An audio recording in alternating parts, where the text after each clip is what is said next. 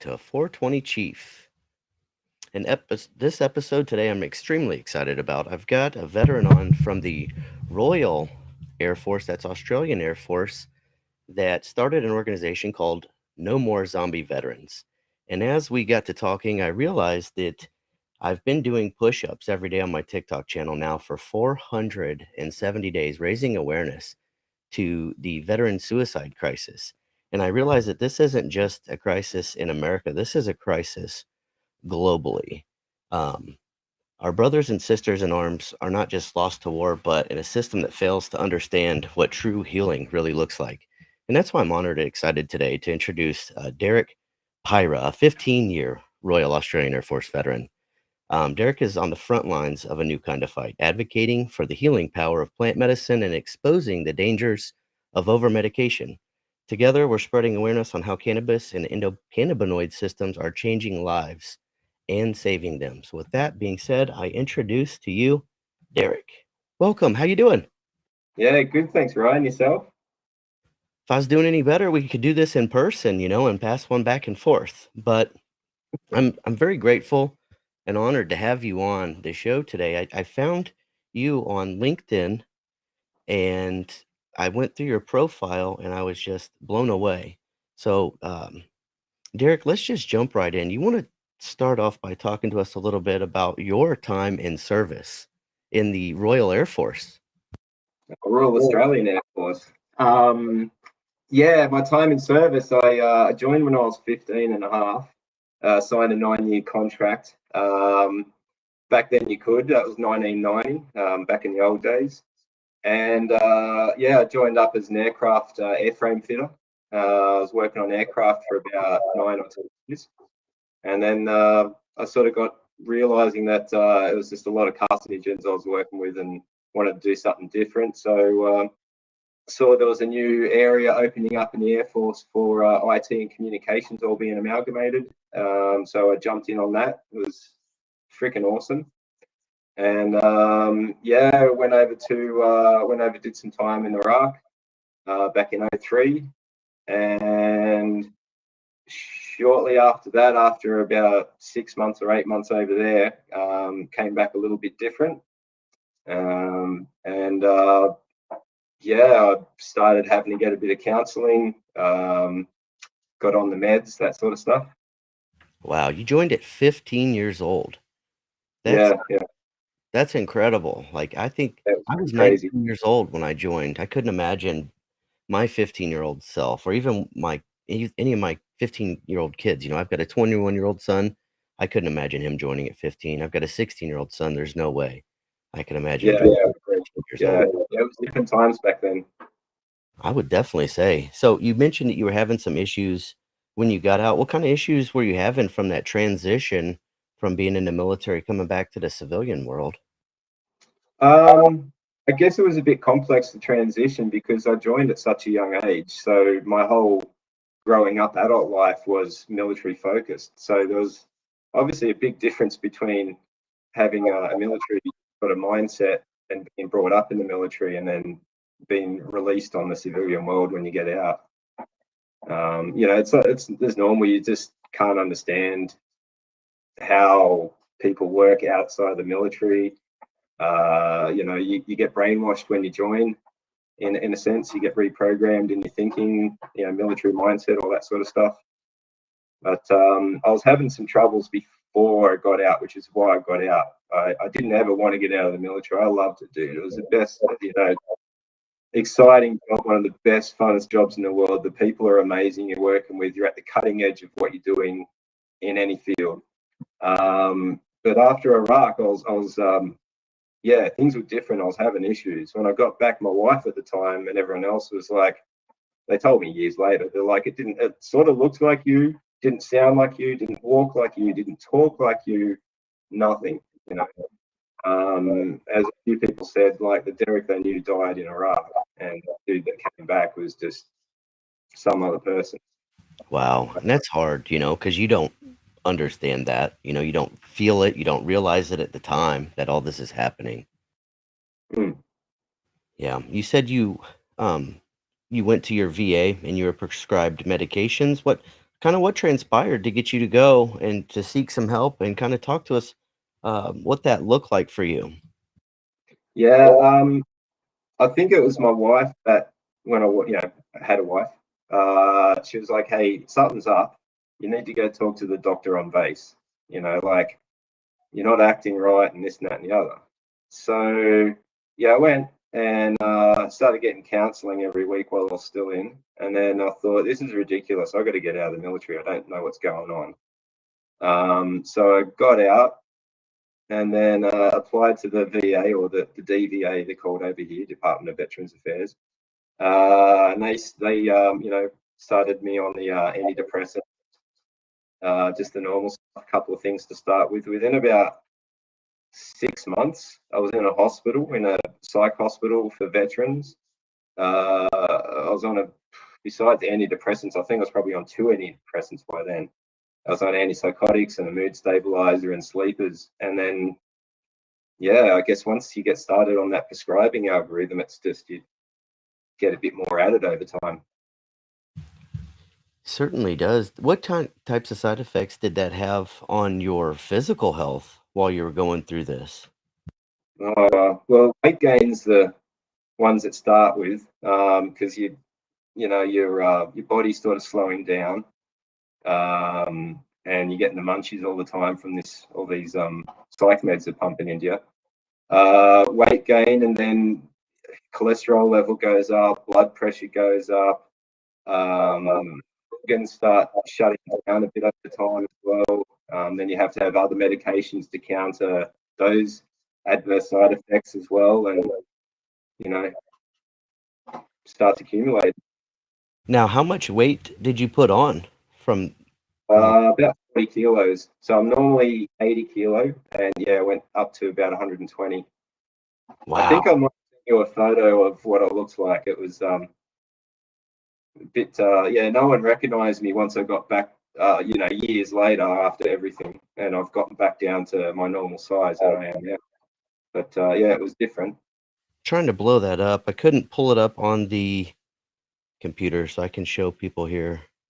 Oh yeah, there we go. Yeah, I'm the ranger on the left. Wow. And then this was your That was my daily meds. Yep. wow. Yeah, that's quite a bit. I can't even quickly. I can't count all of that. That's quite a bit, Derek. Yeah. Yeah. Okay, so you said after about 6 months you were back in the hospital. What happened from there? I guess I got into the hospital system and I was on all the psych meds, and they're like, dude, you've got PTSD. This is what you have to do. You have to take your meds. You have to go to hospital. You have to do group sessions, cognitive behavioral therapy, just anything that's going to help you. And the first time I went in the hospital back in 2006, I think it was, there's all the Vietnam veterans were the ones in hospital back then. Like, we were the new guys coming through from the new conflicts. And one of them, they pulled me aside and they're like, dude, you got to get yourself right, not for you, but for your kids. Our kids didn't have a chance and they're all screwed up. So we've fought for what rights you've got now. And so you just got to get as good as you can for your kids. And that's what my focus has been, Ryan, just to try and get better as best I can and be there for my kids. Absolutely. Um, what did you think of that cognitive therapy that you were doing with the Department of Veteran Affairs? Did that help you out at all? Getting involved Um, in those programs? yeah, I mean, it all has its place. It's understanding where things are at. It's understanding why you're seeing things how they are. I mean, for me, anything that's going to help me understand what's wrong with me and what's going on, and then how do I fix it? That's the information you need. Absolutely. I did want to ask, when did you find cannabis? Oh, well, I think it was about 10 years ago. My marriage ended, and I was left temporarily homeless. So as you do, if you've got a really loving mother, you move in with your mum for a bit. And hey, shout out to Adriana, she's amazing. President of a Rotary Club at the moment as well, so she's pretty cool.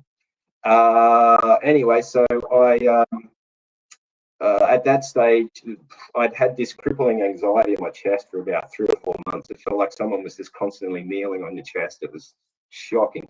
I just went and got a bit of local cannabis off the street, went around the corner, had a little smoke. Within about 4 seconds, all that anxiety, pain, and everything went away. My head cleared up, and I was like, what the heck's going on? Not one of the medications I'd been on could do anything like that. The best it could do was knock me out for a day. So that was my introduction to cannabis for PTSD and mental health for me, anyway. Now, did you try this by yourself your first time? Yeah. Oh, wow. Yeah, just a bit of cannabis. I was desperate for some relief. Like, and this was before you had dispensaries set up, correct? So you hadn't. oh yeah. We over here in Australia, 2016 is when Lucy Haslam over here in Australia from United in Compassion fought to get medicinal cannabis approved as a medication because her son Dan was dying. So they formed what was called Dan's Law and introduced medicinal cannabis over here. Okay. So you had a pretty powerful experience your first time, and I'm glad to hear that because a lot of folks, when they do this their first time, especially if they do it alone, I hear horror stories because they'll panic or they may consume too much, and it's just such an unknown. So I'm really glad that you had a good experience on your first. Yeah, lucky there. Yeah. So tell me a bit more. So after you tried it that first time and you realized, wow, this is really helping me a lot more than any of these medications I'm on, and at that time you were on a lot, you know. Yeah, I was on 12 or 16 different meds. So sorry, what was your question? After you realized that first time, tell me about your cannabis journey a little bit from there. You realized that it was helping out more than the medications. Yeah. And then what?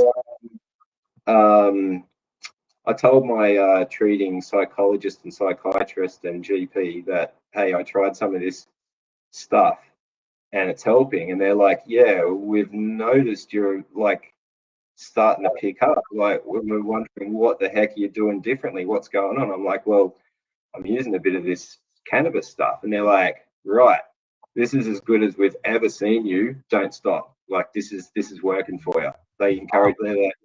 And then they wrote my first application to the Department of Veterans Affairs for access to have approval for me to use medicinal cannabis medications. Because the guidelines are it's on a case-by-case basis if you get approved or not. And you have to exhaust all conventional treatments, which I had for years. But rejected, of course. Department of Veterans Affairs won't approve medicinal cannabis for any mental health condition because they've been advised that there's no evidence, not enough evidence showing that it works and is safe and effective. And that's beside, after 4 years of No More Zombie veterans lobbying this issue and other veterans before me as well. So tell us about No More Zombie Veterans. You just brought it up. So tell me how you came up with that name and how it came about. Well, the name is basically from the medication, the pharmacological psych medications for these conditions. They seem to turn us into a zombie. You just can't function. You're cloudy in the head. Everything. It's you ask any veteran and they'll say at some stage the medication's making me feel like a zombie. So, no more zombie veterans for that one. How it came about? Well, after my first application for a subsidized medicinal cannabis with the approval of my psychs and doctors and everything, about 6 months later, I was feeling like I was a bit of a piece of crap, to humanity and everything like that. So I took 6 months supply of my illegal medication and went bush to a remote spot. And the very next morning, a couple of police officers rocked up, and there was no one else around the whole area, but they were investigating reports of a rifle being shot there about a week before. So they're like, "Hey, dude, what are you up to?" I'm like, Nothing. They're like, you doing anything dodgy? And I'm like, maybe. So hang on, hit the recording button on their vests. All right, Constable such and such and such and such here from blah blah blah police station. Anyway, and it went from there. And I joined the military at such a young age. If authority tells me to do something, I comply. That's just how Yes, you are. sir. Yes, sir. You know. And there you are, like you said, a 6-month supply. 6 months supply. Yeah, it was like a bag of just leaf and kif. It was nothing special, but it was organic and it worked, and it was my medication.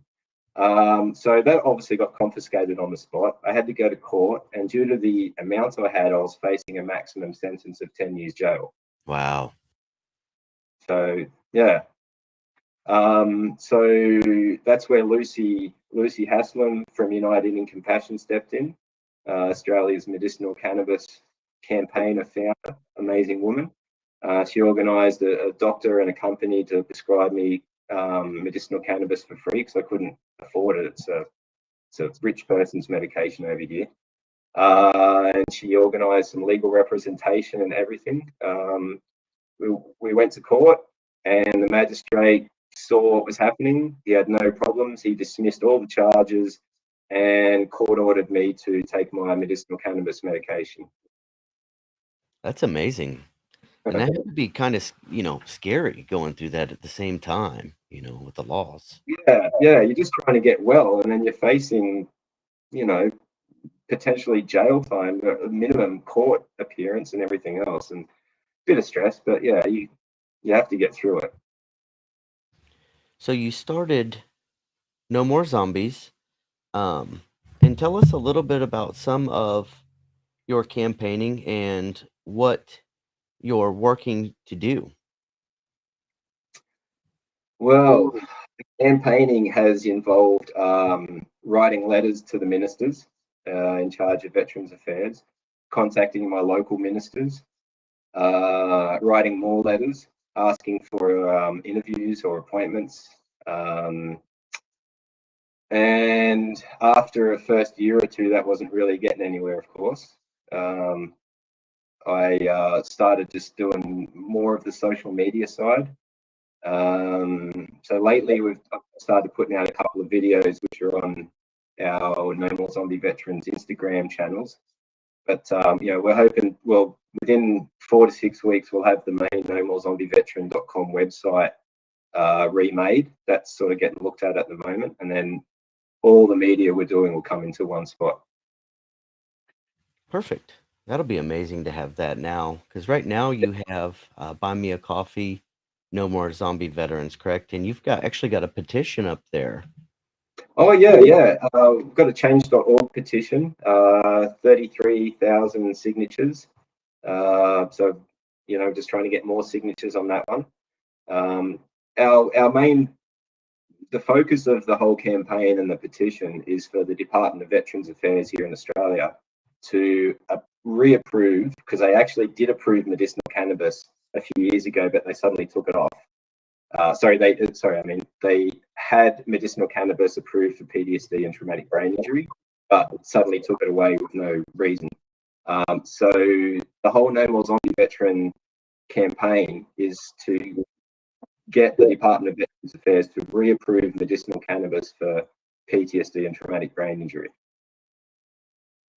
And I think that's the craziest thing. We see that here in the United States, in the states that it is legal, medicinally and even recreationally, but veterans, it's still federally illegal here, and the VA cannot even tell us, continue using it. And I've even heard of some doctors that if a veteran is honest about their usage of cannabis, and you want to be upfront, just in case there's a treatment plan. But I've even heard cases of doctors stopping other prescriptions because of that, because they admitted their usage of it. And it's funny to me that, the state and other doctors they know that there's research and they know that it helps, especially case by case. And as a civilian, that's fine. But as a veteran, our own VA will not back that up, and they will just continue to prescribe or just completely cut everything off, leaving the veterans to suffer.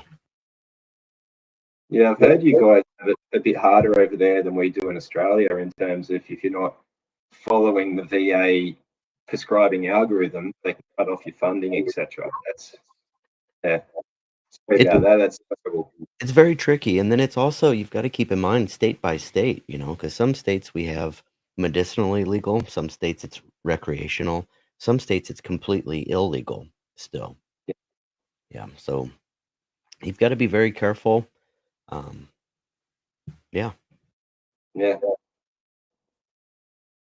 Well, I would like to talk a little bit more about some of your research, actually. Um, Okay. yeah, let's talk a little bit about the endocannabinoid system. You want to jump into that a Oh my bit? God. Who doesn't love the endocannabinoid system? But besides that, not many people actually know about it. It's something that's not taught at medical school. Most doctors have never heard of it, paramedics, etc. I got a couple of paramedic mates 6 months ago. They were like, "What's this endocannabinoid system?" And then one of them went away and researched it. One of the dudes I surf with, Matt, came back to me. He's like, "Oh my gosh," he goes, "why aren't we taught this? This is the most important system in the human body, and paramedics and doctors are not taught this system." Okay, so what is the endocannabinoid system, Ryan? Um, it's a system that looks after our whole body. It connects all our important organs, everything together. There's receptors all throughout our whole body and our brain for this system. It regulates our mood, emotions, our physical health. It maintains homeostasis in the human body, which means it literally keeps the human body alive. Um, Small things than you can poke a stick at. And funnily enough, the compounds in the medicinal cannabis plant interact with the endocannabinoid system to make sure it's working properly. That's, I guess, one of the simplest ways you can put it. It does. We already have an endocannabinoid system, and I don't know as much about it as you. I know that we have an EC1 and an EC2, and different terpenes like CBD and THC affect the systems differently. And I Correct. know, I know that it, like you had mentioned, it can regulate things like pain. Sleep was a big one. Yep.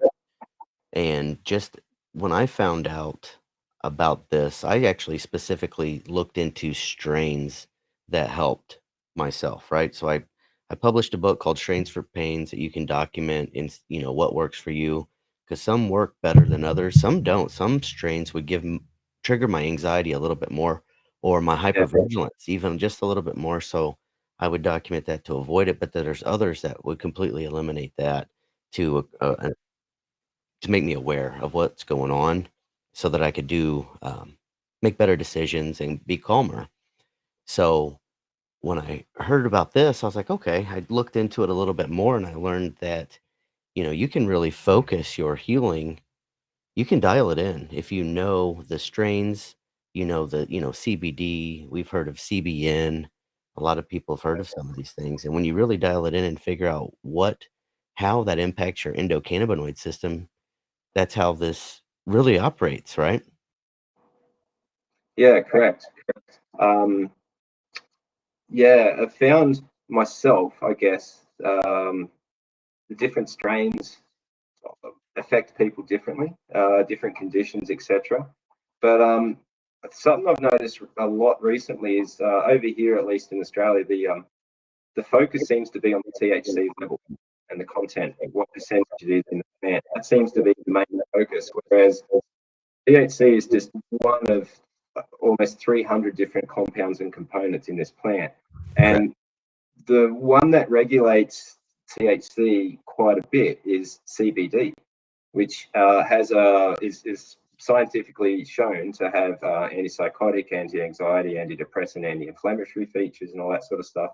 But in conjunction with THC, the CBD enables it to it regulates how it works. So if you don't have enough mix of CBD with THC, it's going to be too racy. You're going to be all over the place. It's all about that balance. And all those compounds, how they work together in the plant, it's called the entourage effect. They'll all have these little different nuances in how they work, but they all have their place. Absolutely. What else would you like to inform our listeners about the endocannabinoid system? I think it's fascinating that our doctors don't study this. You know, it's so new still, and because this is a controlled substance, we're not even allowed to study it on that level. There's been very little research here in the States that I found, and I know that Dr. McNabb from the Cannabis, she's actually the president of the Cannabis Center of Excellence here in the States. She's been doing some research specifically with veterans on cannabis healing, her and Dr. Peter Grindspoon. Oh But yeah, yeah. I mean, I got just a couple of months ago over here at a conference in Australia. Yeah. yeah, he's a fascinating man. His father was in the game as well. His father was a doctor that was all about alternative healing, and from what I've researched, he was pushing forward for psychedelics as healing. He was, yeah. Yeah, yeah. Dr. Greenspoon's done a lot of work in the field. I guess the best thing people can do is just learn about the endocannabinoid system. Once you get an understanding of the ECS, endocannabinoid system, um, you can look at how you operate your own health for yourself. You can look at, okay, is this going to be healthy for me or not? Is this going to help my ECS function, or is it going to dysregulate it and then cause me to not operate properly? You know, cause me to have issues and physical pain and all sorts of stuff, inflammations. So by looking after our ECS, we look after ourselves. I would agree. I would agree, and know what you're consuming too is very important. I always recommend that. I did want to ask you to talk a little bit about some of your research and how you've used that, because you told me a story. You've used that for other countries, even to push through policy. Yeah, Ukraine years ago came to us.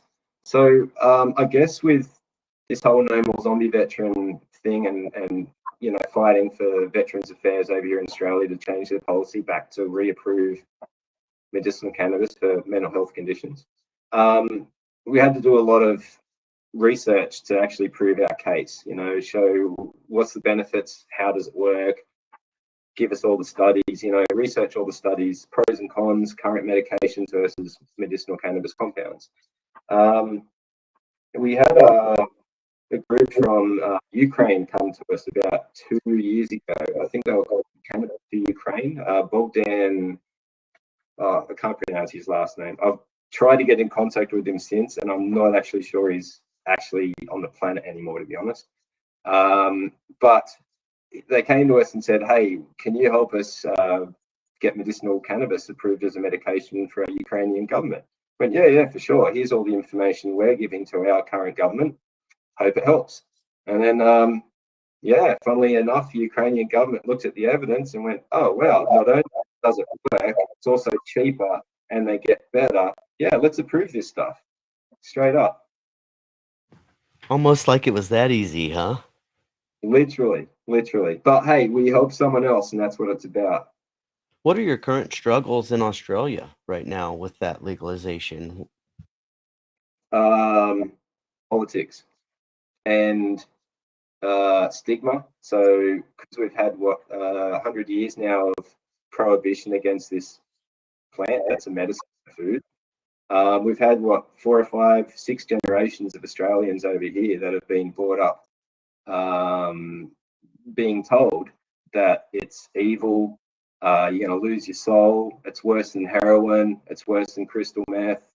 Don't do it. You know, alcohol's good for you. Cannabis is bad for you. All that sort of stuff. So what we come across here not only is the politics and the politicians, it's also educating people and just the general public, which is where we're getting to with the No More Zombie Veterans campaign by getting our website more organized, getting more active on the social medias, just talking about the endocannabinoid system and yeah, just engaging with people about it, answering their questions. Do you in Australia, do you guys have any conferences, any Canna expos or anything like that? Yeah, we have a yearly one that's once again Lucy Haslam from United in Compassion puts on. I think the one this year was her last one, the Australian Medicinal Cannabis Symposium up in Brisbane. sunny Brisbane, beautiful spot. But yeah, that's a yearly event. There is another cannabis yearly event, and I forget what that one's called. But the Australian Medicinal Cannabis Symposium that Lucy runs yearly, it's there to bring everyone together from all facets of this, the scientists, the doctors, the nurses, the patients, the growers, the politicians. It provides a spot for education as well, certification and education on medicinal cannabis training, and it just brings everyone together and tries to make it more efficient, I guess, or just yeah. And you'd mentioned earlier that cannabis was quite expensive where you're at. Is that still the case today? Yep. Yep. Um, People refer to it as a rich person's medication, and that's because pretty much rich people can afford it. It's not subsidized. So in terms of veterans, if you've got a mental health issue from your service overseas and you're on a small pension or whatever from Veterans Affairs, you can't afford medicinal cannabis yourself. So the easier alternative is street cannabis, because to get it, you don't have to go through a whole heap of hoops and find a doctor that prescribes and all this sort of stuff. Obviously, there's a million downsides with street cannabis. The chemicals it's grown with are all labeled not for human consumption. It's at an unregulated high THC level that's going to cause psychosis no matter what. And the criminal side of it, like, I was facing 10 years jail just for accessing my medication. So the hurdles for people accessing medicinal cannabis, yeah, it's a cost thing. It's also where to get it from. Some studies recently just done over here in Australia have shown that that's the biggest cost, and where to get it from, which doctor and what product to get are the two biggest barriers. So, what can people do there to help with that? I mean, at this point, the barriers you said are the political and also monetary. What can people do to kind of help, one, break these stigmas, two, help um, get the information out? Like, what can the listeners do to help out?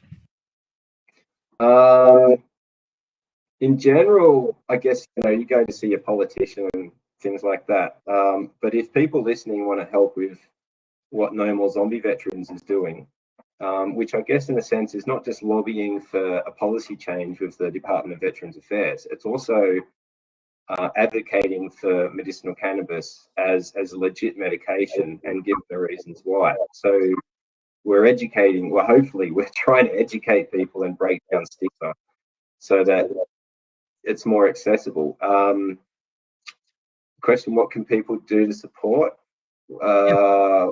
Well, we have a couple of ways to support. We've got, for No More Zombie Veterans, there's a signature campaign. We're almost up to 35,000 signatures on change.org. We're on the social medias, so people can follow us on Instagram, TikTok, Twitter, YouTube, just sort of getting the YouTube channel a bit more running today. We also have a funding thing as well. If anyone feels like they'd want to contribute financially to what we're doing, there's a Buy Me a Coffee platform as well. And anything from that goes, like, this is running a few bits and pieces to keep this campaign going. It costs a couple of bucks. It doesn't cost $1 million, but it costs a couple of bucks. And I think that's where Buy Me a Coffee platform comes in. It's only like $1 or $5. That's if you can. But even if people can't contribute financially in that way, yeah, they can sign the signature campaign. They can contact their local members of parliament and say, hey, what's going on? Change these laws. They can learn about their own endocannabinoid system. Yeah, there's lots they could do. Absolutely. And I say the same thing here. Just talk about it. Share out the live, share out the websites. If it's not you, maybe it's someone else that could benefit from this information. And Derek, every episode I ask veterans, what would your message to another veteran be if they're on the fence about even just trying cannabis? What would you say to them? I'd say I'd understand where you're coming from. When we're in the military, like Ryan, you know, you're not allowed to take any drugs, this, that, and the other. You get, yeah, you just don't touch this sort of stuff, right? But I encourage people just to look at the evidence. Look at how they're going. If you're and you're struggling with your mental health and you're on all the psych meds, research your endocannabinoid system. Have a look. Look at the No More Zombie Veteran website. We've got a comparative study between psych meds and medicinal cannabis, pros and cons. Shows a lot of interesting bits and pieces there. Just main thing is look after your own health and don't give up. Can you talk a little bit about those side-by-side comparisons? And I ask that because 68% of every United States veteran that gets out gets prescribed benzos or SSRIs. So can you talk a little bit about the effects, the long-term effects, and just a little bit of the difference between those and cannabis, so that our listeners will have a better understanding of that? Yeah, for sure. Probably be a bit controversial to talk about it, but if I'm just going off basic scientific studies, and this isn't coming from me, this is like peer-reviewed literature and studies and everything. We've got a comparative review of pharmacological mental health medications versus medicinal cannabis and the endocannabinoid system on the No More Zombie Veterans site. We list all the different mental health medications, your benzos, your Z drugs for sleeping, antidepressants, anticonvulsants, antipsychotics. They're the main things you chucked on for PTSD and traumatic brain injury. Benzos and the Z drugs linked to dependency, withdrawal symptoms, increased mortality risk, cognitive dysfunction, long-term use associated with Alzheimer's and suicide risk. Antidepressants, increased cardiovascular disease, all-cause mortality is noted, elevated suicide risks. Also, studies are now starting to show that the long-term use of antidepressants is causing permanent sexual reproductive failure, and we're getting kids as young as 12 put on antidepressants. Anticonvulsants have once again increased risk of mortality, increased risk of suicide, mood disturbances, and a host of other effects. Antipsychotics, metabolic dysfunction, so they start shutting down your body. Cardiovascular issues, of course, sexual dysfunction, suicide risk, and a host of other things. And then if you switch it around and look at the other side of the fence, the non-approved medication, e.g. medicinal cannabis, the studies show modulating the endocannabinoid system aids in mood regulation, stress reduction, and cognitive restoration. It's generally in all studies found to be generally well tolerated, lower addiction and overall overdose risks compared to traditional psychotropics. CBD is, of course, found to have antidepressant, antipsychotic, anti-inflammatory benefits. The minor side effects with medicinal cannabis, and bearing in mind, not every medication is suited to everyone. Right? Not everyone will respond to medicinal cannabis, just as not everyone will respond to traditional psychotropic, synthetic pharmacological medications. But the minor side effects of medicinal cannabis are dry mouth, a little bit of drowsiness, and maybe a change in appetite. We do. The psychosis area comes into this a fair bit. We have been looking more in what is the basis behind some of the psychosis issues, and it seems to be a lack of education and in how to use the medication. So, say psychosis can come from anything. If you look up the definition of what psychosis is, it's just that you're feeling different than how you felt before you took whatever it was. Coffee, caffeine causes psychosis. A host of things we have in our kitchen cause psychosis. Sugar, too much sugar can cause you to be a bit different, psychosis. So, in terms of medicinal cannabis, knowing that the compounds in it have antipsychotic properties, antidepressant properties, While not everyone is suited to medicinal cannabis, it's generally well tolerated. The doctors always advise start really, really low, really, really slow, the most minimalist thing ever. Look for any interactions. But yeah, psychosis in it, which seems over here to be the major issue we're having with the government, with Department of Veterans Affairs, sorry, reapproving medicinal cannabis for us with PTSD and traumatic brain injuries, is they're worried about this psychosis risk. And they're talking to their advisors who don't have any policy or understanding of the endocannabinoid system. And a lot of their base studies seem to go back to a 1987 study of 45,000 Swedish conscripts. It's a very, very famous old study that, while the experts at the moment don't actually cite that one directly, it's backlinked. So indirectly, it goes way back. And because it was 45,000 people, Swedish conscripts that were studied over 15 years, and they came to this conclusion that heavy cannabis use causes psychosis. So everyone's been able to hang their hat on saying, hey, cannabis causes psychosis because this study done back in 1987 came to this conclusion. Well, the following year, after that study was published, they discovered the endocannabinoid system. So, it's like this system that actually shows how the medicinal cannabis compounds work was discovered the year after this major psychosis, sort of medicinal cannabis psychosis study was found. And it hasn't been looked at. You can't go basing policy and guidelines on old studies, especially if you're not using any new studies or not having a good, honest look at stuff. I mean, that's just my take on it. I'm no expert. I'm just a crackpot and trying to do this. Well, we've come a long way with cannabis as well. Even the products that we have here in the States aren't the same as they were when I was young. Is that Vietnam veteran era product? It's not the same. There's so many more forms of consumption now, and there's even research being done in showing that you can still consume without the psychosis. Um, they've been able to isolate that a bit. But like you said, I always say to people, start slow.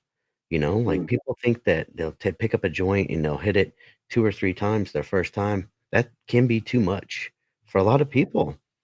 Start slow, take a little bitty puff, wait. It doesn't take long. It doesn't take long to know, you know, if it's working, if you'll feel it, you'll feel the difference. So thank you for bringing that up. Oh, Then that's okay. But the important thing is that people have to work in conjunction with the prescribing doctor in all their health and medications and everything. You got to consult the experts. It doesn't mean you can't question the experts.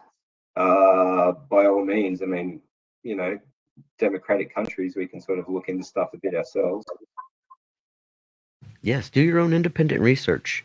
This information is out there, and that's why I do this podcast, is to get more and more veteran stories of healing through cannabis out so that we can break this stigma. I've run into so many veterans who think that I'm just a stoner and I can't get anything done. And I have someone like yourself on, Derek, who you had gained quite a bit of weight, and look at you now, and people, for our listeners, Derek's a surfer now, y'all. And how much weight did you lose? Have you lost on this journey? About 40 kilos.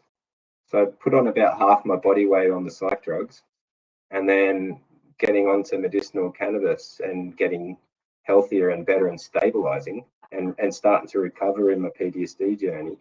I've gone down my normal body weight, so back down about 80 kilos. And yeah, I started learning the surf about 3 years ago for my mental health. It's a program just down here on the coast, run by a former big wave surfer, Rusty Moran.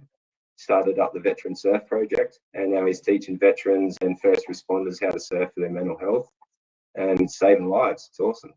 That is awesome. I love any programs like that that are focused around veterans' mental health. And I'm glad you touched on that a bit, because I always say that cannabis it isn't a fix all. It's a tool to use to heal yourself. It's not going to do the work for you. Like, you still have to put in the work. You still Oh, have to yeah. work out. You still have to work mentally. You still have to to try, but it for myself, as compared to the benzos, I couldn't even focus. I didn't feel myself. I didn't feel like I had my wit about me.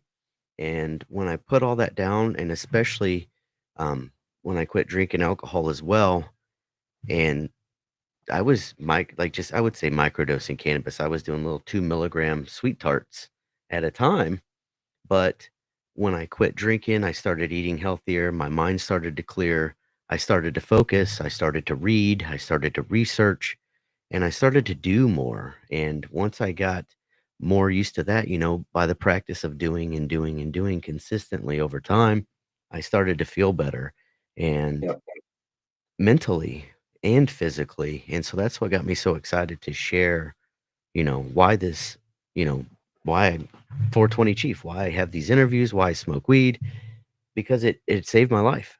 And I've met so many others that have powerful stories, and I still have people that are scared to tell them because of the stigma, because of what Yeah. sometimes family members or friends, especially in the military. I have some mentors that I look up to and I respect so much, and I was scared to come out with this and do this because of what I thought they would think and say about me. But at the end of the day, it really works, and it really did help save my life. And I'm not just a couch lock stoner. I really can still function, perform, build friendships, and network. And that's how I met you all the way in Australia. So thank you so much for telling your story. But even more than that, thank you for your mission and your sacrifice, for this. That's okay. It's got to be done. Someone's got to do it. That's right. And you don't have to do it alone. We don't have to do it alone. Derek, what other organizations would you like to give a shout out to before we close out? Um, Would be, I guess, besides Rusty Marine's Veteran Surf Project down in Gerringong, the big one would be the Pro Patria Centre out in Wagga Wagga in the Riverina. Bit of a funny name for your American viewers, Wagga Wagga, but it's a beautiful spot out west in New South Wales. And yeah, my veteran mate Jason Frost has been setting that place up out there. It's a healing centre for veterans and first responders. That's all new modalities of treatment. And they're getting it running pretty well. They're starting to get some federal funding behind them. So yeah, big shout out to the Pro Patria Centre. Excellent. Excellent. Well, I want to say personally, thank you so much, Derek, for coming on the show. Thank you for telling your story. And thank you for explaining to us No More Zombie Veterans. And again, when did you say your website will be up? And what is that again for our listeners? Well, the website is zombieveterans.com. It's currently up, but and it's a bit hickledy pickledy. It's me doing it. So I've got someone who's redesigning the website. I had a meeting with him this morning, another American, really cool dude. And probably in about 4 to 6 weeks, he'll have that website finished. But it'll be the same one. So it's no more zombieveterans.com. There's some links up to the top of that page currently to our social medias. The videos I've started making in the last couple of weeks of me walking along the beach doing a selfie video talking about a topic on this. They're on TikTok and Instagram, YouTube, all No More Zombie Veteran channels. So if you just go to No More Zombie Veterans, Instagram, Facebook, Twitter, TikTok, YouTube, it's all there. Excellent. Well, I want to say thank you again, and such a powerful story. It's hard to believe you started off your military service at 15 years old. You know, Yeah, that's crazy. it really is. So thanks again. It's been a real pleasure to get to know you a little bit, and I hope that we can keep in touch, and I hope that we can even work together in the near future. Yeah, I think we can. Yeah, I can't thank you enough for inviting me on your podcast, and any opportunity I get to talk about this is a blessing. Yeah. Well, like I've said so many times before, any veterans with powerful stories of healing, I'm I'm all about hearing those. So if you know somebody or you yourself are a veteran that has a story of healing using cannabis, please feel free to reach out to me. You can find me on my website, 420chief.net. I'm on all the platforms as well. You can Google it, just 420 Chief, and you'll find me. So thank you, Derek. I'm going to close us out real quick. Wow. Holy smokes. If this conversation moved you, don't let it stop here. The veteran suicide crisis is real and it's global. It's claiming lives every single day. But there's hope. We see it. Look at Derek. It's growing. It grows from the ground up. Veterans around the world are discovering the healing power of plant medicine, especially cannabis, and how it supports the endocannabinoid system, like Derek just told us about, and brings relief, restoration, and sometimes even a second chance at life. We're not just there sharing stories, these are solutions for healing for so many people. So please check out our websites, 420chief.net and nomorezombieveterans.com. I've got some merch out that helps raise awareness to the veteran suicide crisis, ending 22 a day. Educate yourself and others about cannabis as medicine and the system that is inside all of us that supports us. Talk about it, post it, tag a friend, be loud, tell those who feel silenced. Share these stories out, share out these podcasts, share out the website. Let's get these stories out. I'd love to hear it. This movement's bigger than us, but it does start with us. So thank you. As always, lead with love.